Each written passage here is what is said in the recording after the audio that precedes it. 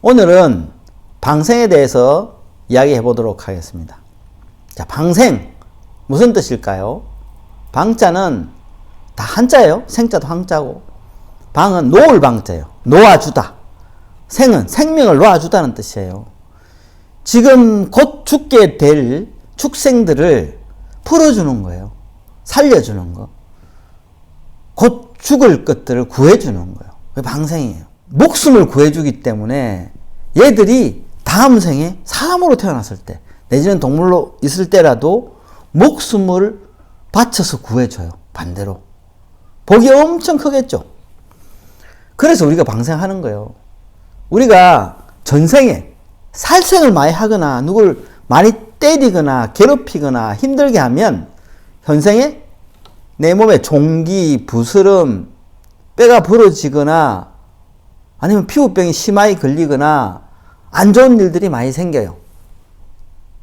왜? 그 업으로 인해서. 그리고 단명합니다. 빨리 죽어요. 왜? 그런 내가 살생한 그 대상자들이 업이 되고 영혼에 대해서 나를 공격해요. 내가 젊고 영력이 강할 때는 아무런 이상이 없어. 근데 내가 영력이 약하고 힘이 약해졌을 때는 나는 이제 죽은 목숨이지, 한마디로. 그런 경우 있어요. 예전에 이런 일이 있었어요. 내가 고등학교 때요. 근데 내 친구가 있었는데 그 친구 형님이 약간 건들건들하고 동네에 건달 비슷하게 이랬어요. 낚시를 되게 좋아했어. 그래서 새벽 낚시를 가는 거예요. 우리 동네 뒤에 저수지가 있는데 낚시를 못하게 돼 있는 수원지거든요. 우리가 먹는 음료수 수원지예요. 그래서 낚시 못하게 돼 있어요. 배도 못하게 돼 있고. 그 저수지가 커요. 잉어가 많아. 붕어도 많고. 그래서 이 사람이 이제 새벽에 관리인이 없을 때 이제 감독하는 사람이 있거든요. 호수 지기가 있어요, 말하자면. 걸리면 바로 아웃이야. 바로 잡혀가서 다 뺏겨요. 근데 이 사람이 그 야밤에 가서 밤 12시쯤에 가요. 11시나 캄캄할 때 후라시 들고 싹 가가지고 낚시를 해온 거야. 낚시를 이렇게 해왔는데 잉어를 3마리를 잡은 거야. 이만한 잉어를. 그래서 새벽 한 3시나 잡아가지고 아이스박스에 쿨러에다가 잉어 넣고 낚싯대 들고 이렇게 이제 와가지고 산길을 30분을 지나가가지고 가야 되거든. 40분을. 그 사람도 대단한 사람이야. 밤에 낚시할 거라고. 내려올 때도 마찬가지야. 약수터라고 있어요. 약수물이 나와. 사실 약수물인지 뭔 물인지 모르겠는데 나와요. 동네 사람들 다 떠먹어요. 사실 검증은 안 됐는데. 그래서 그 약수터를 지나오는데 갑자기 여자 3명이 나타난 거야. 하얀 소복을 입은 머리를 이만한 거 푸른 여자 3명이 딱 앞에 서가 있더래요. 새벽에 무섭잖아. 그래, 이 형님, 뭐야? 년들 미쳤나? 새벽부터 왜 길을 막고 그래? 나와! 한 발짝 걸어오더래요. 놀래잖아. 물러나면서, 나와! 또 다가오더래. 놀래고, 너 뭐야? 이런 거예요. 자기가 보니까 귀신 같더래. 아니, 새벽에 하얀 소복 여자 3명이 왜 나타나냐고.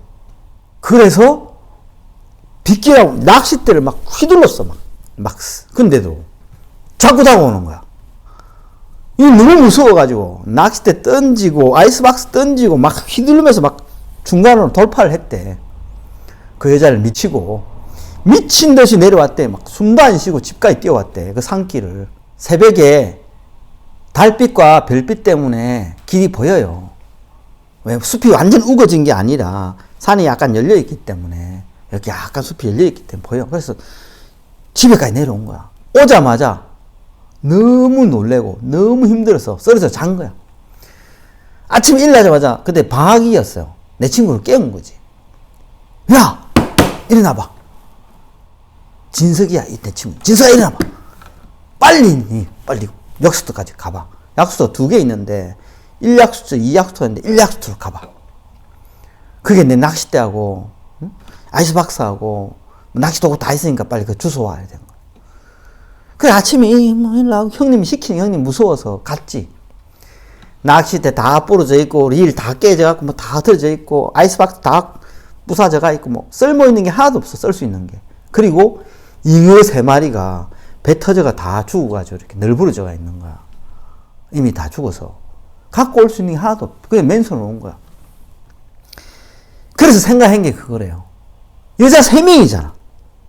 잉어 3마리. 사람이 죽어서 동물로 될 경우에, 물고기로 된 경우는 잉어로 많이 가요. 복이 좀 남아있어서. 그래서 살아있을 때 생각을, 기억을 가지고 있는 축생들도 있대. 그리고 잉어를 방생하면 그만큼 복이 많이 돼요. 대신에 잡으면 업이 많이 되겠지. 그리고 이 형님이 그날로 낚시 때려치웠어요. 너무 무서워가지고. 그런 걸 보고 나니까. 할 수가 없대, 낚시를. 낚시 도구 다 버리고. 그날로 낚시는 아웃. 야, 그 소리 들으니까 재밌으면서도 한편은 무섭더라고, 귀신인가. 도대체 뭐지? 어느 스님이 저한테 이야기해 줬어요. 자기 도반 스님 중에서 선방에 다니는 스님인데, 선방에 가면 100일 동안 탁 들어가서 3개월 동안 선방에서 하루에 14시간씩 수행해요. 14시간씩 수행하고 나와. 해제라 그래요. 수행하는 기간은 사실 수행이라기보다는 그냥 마음자리만 지키는 기간인데, 수행하는 기간은 3개월이잖아요. 3개월 동안 보시가 나와요. 절에서. 그걸 모아서 줘. 그걸 해제비라 그래요. 보통 이제 한 달에 150, 그때 당시에 이게 한 25년 전, 20년 전 일이에요. 그냥 한 150 해서 450 정도 주는 데도 있고, 50, 3개월 150 주는 데도 있고, 100에서 300 주는 데도 있고, 보통 이제 한 150에서 300 사이가 제일 많아요. 150 주는 데가 가장 많지. 조금 주는 데는 70만원 주는 데도 있어요. 근데 그걸 들고 와서 만행이라 그래. 자기가 원래 있던 절로 돌아가거나 아니면은 뭐 좀 돌아다니면서 수행에 도움이 될 만한 것들을 찾고 다니고, 뭐 큰 스님들 만나 뵙고 이러거든. 근데 이 스님은 해제비를 받아가지고 그냥 좀 편안하게 사람들, 스님들이랑 모여서 뭐 차담도 하고, 그래서 이절 저절 다니면서 뭐 견문도 넓히고 뭐 그런 중이었어요. 그런 도중에 삼양진이라는 동네가 있어요. 그 동네를 가게 됐는데, 그 동네가 낙동강 지류가 있거든요.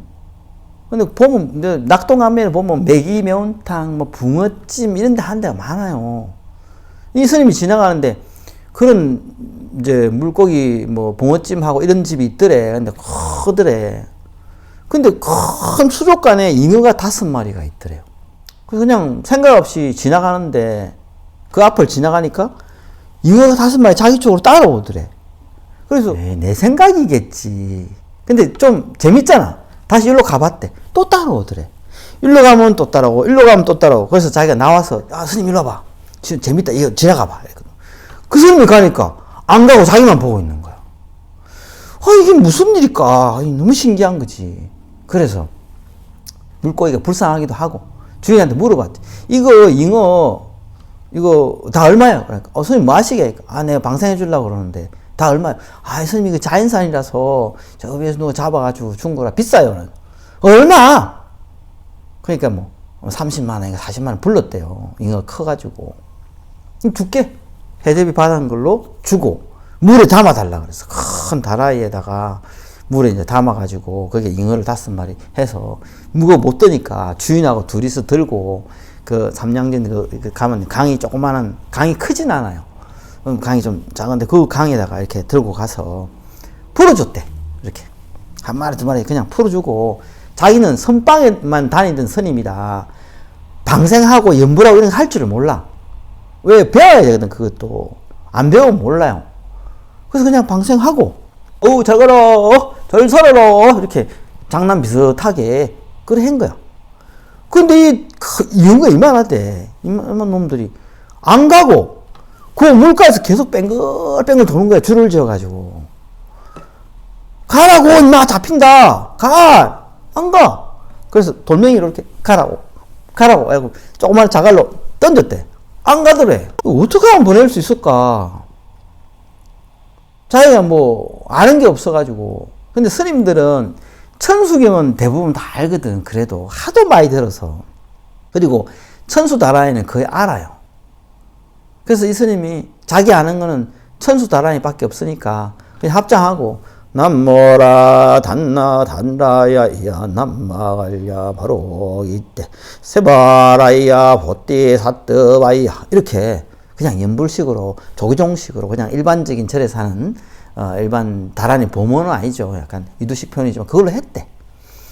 그걸로 했는데 한 5번 좀 외우니까 돌더만 한쪽으로 일렬로 쫙 가더만 물 밑으로 싹 들어가더래. 야, 너무 신기해가지고, 야, 참, 이런 일도 있다. 이제 스님들한테 막 이야기를 한 거야. 그러고, 이제 자기 절에 들어오고, 다시 이제 선방에 가고, 또 해제하고, 나와서 만행하고, 이 생활을 한 1년 가까이 하던 중간에 큰 불사가 들어와가지고, 이 스님이 그때 당시에 100억짜리 불사였어요. 100억 정도를 들여서 절을 지어서 이 스님이 주지가 되어 거기서 열심히 수행하고 신도들한테 법문하고 잘 산답니다. 복이 한 방에 늘어난 거야. 한마디로.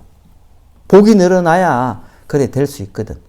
그만큼 방생의 복력이 그래 큰 거예요. 이 축생이잖아. 물고기 5마리 낳아주는데 그렇게 큰, 물론 이 스님이 복도 있었겠지. 그만큼 복이 생겨요. 반대로 물고기 5마리 잡았다. 그럼 뭐 반대지 뭐. 복을 까먹는 거지. 복도 짓는 방법이 많잖아요. 헐벗고 굶주린 사람한테 밥을 대접하는 경우 그것도 복이 쌓여요. 공덕이 되고.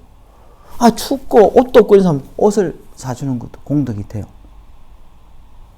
그리고 신발이 없어가지고 이런 사람은 일부러 옛날에 수월 스님이라고 있어서 경허선사 상자인데 그 스님은 산 언덕에서 맨날 그때는 집신 신고 다니 집신을 맨날 삶아갖고 지나가는 사람한테 집신 주고 밥 주고 그것만 했어요. 말년에. 그것도 큰 복이 되거든. 자기 복을 지은 거지. 그 중에 더 큰 게 제일 큰 복이 되는 게 남을 치료하고 간병하는 거다 그랬어요. 부처님이. 이 복도 많거든. 강을 건네주는 거, 도로를 놓는 거, 다리를 놓는 거, 뭐, 이런 복들이 많아요. 그것도 큰 복이 된대. 근데, 제일 큰 복은 치료해주고, 이 사람 아픈 걸 없애주는 거야.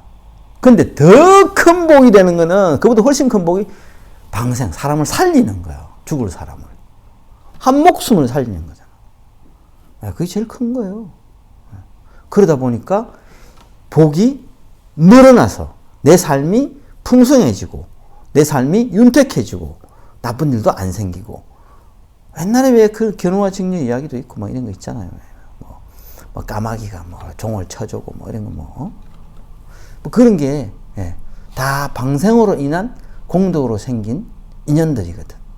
실제로 야 이거 진짜 대단한데 이런 일이 생긴다고. 그래서 우리 이 선원에 우리 신도들한테 이야기를 해줬더만 그날부터 막 잉어 방생을 막 엄청 하더라고.